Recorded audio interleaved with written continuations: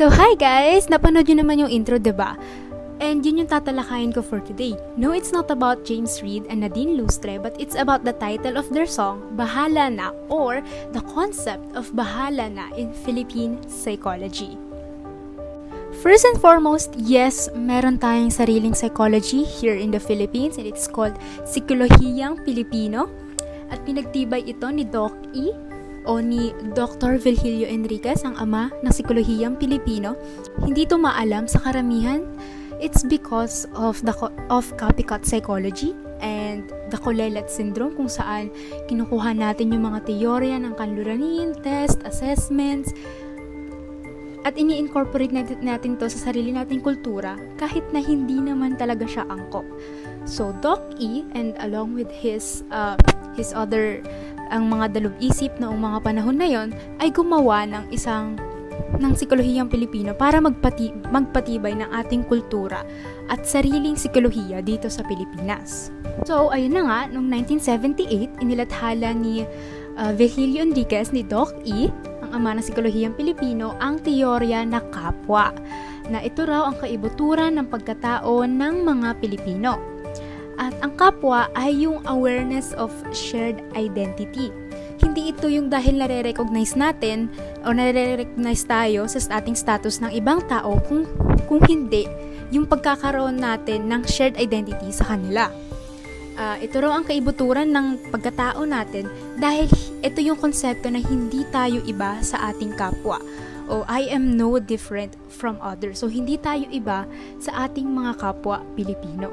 Itong teorya ni Doc E na kapwa, meron pang mga nakapaloob dito. Ito at sinabi niya sa kanyang pinublish na paper na Pagkataong Pilipino, The Value System of the Philippine Psychology. Merong core, societal at surface value systems tayong mga Pilipino. So, isa sa mga nakapaloob dito sa surface o ang mga panlabas na value natin ay ang bahala na. Well, ano nga ba talaga yung surface value na bahala na? Besh, paano na yung gagawin mo dun sa kwan? Ay, naku, hindi ko nga din alam eh. Hala, paano na yan? Ay, iwan, basta bahala na.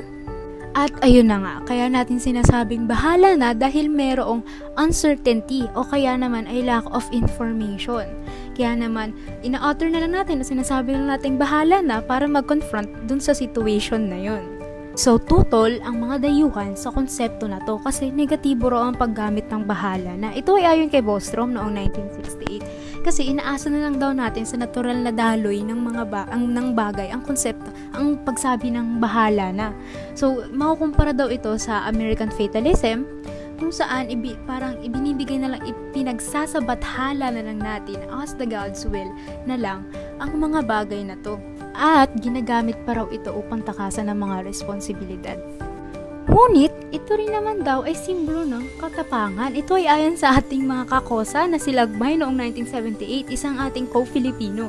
Sabi niya, simbolo ito ng katapangan na kaya nating harapin ang mga sitwasyon sa kabila ng bagabag o kawalan ng katiyakan. So, despite of the uncertainty and lack of information that we have, very few would run away. We would still confront the situation even though very limited yung information na alam natin.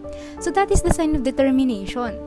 At meron ding ginawang qualitative content analysis si Kasuga et al. Noong 2017 na tinignan nila yung attitude ng bahala na sa mga Filipino elite students and athletes.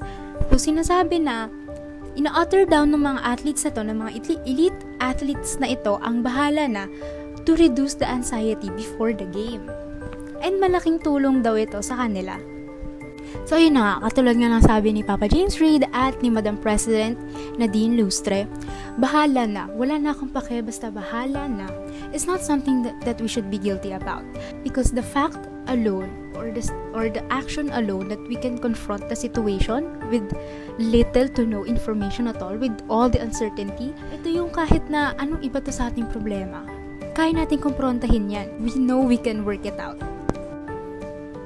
And that is truly the essence of bahala na. And as we think that it is negative, it's not really so negative. Well, if, of course, mas maganda pa rin nagpaplano ahead of time, o kaya naman ay mas maganda pa rin na alam natin yung information about the thing, but we should not feel guilty. As I said before, we should not feel guilty when we use this term. So that is it for this video. I hope may natutunan kayo sa konsepto o termino nitong bahala na and sa psikolohiyang Filipino in general, and I hope na mas mag-dive in pa kayo sa Philippine psychology because just like the Westerners, meron din tayong napakayabong na psikolohiyang Pilipino. Bye!